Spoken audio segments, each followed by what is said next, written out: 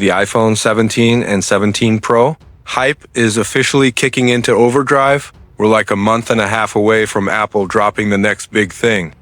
Mark Gurman's got the T on the announcement, and yeah, it's going to be that classic second week of September move. Think the 9th or 10th, unless Apple pulls a wild card again, which honestly they kind of love doing. So, what's new?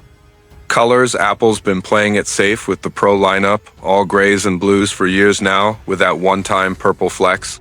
But this time, word is orange might actually show up. Not neon traffic cone orange, more like a chill, classy burnt orange vibe.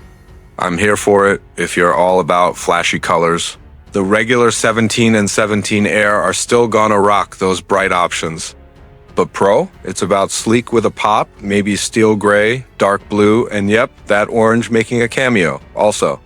Buckle up for some dynamic island glow up.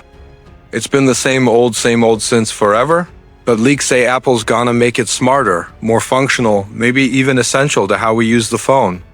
Honestly, I barely use it beyond sports scores and music, but maybe it's about time. We all upgrade our island game and design-wise.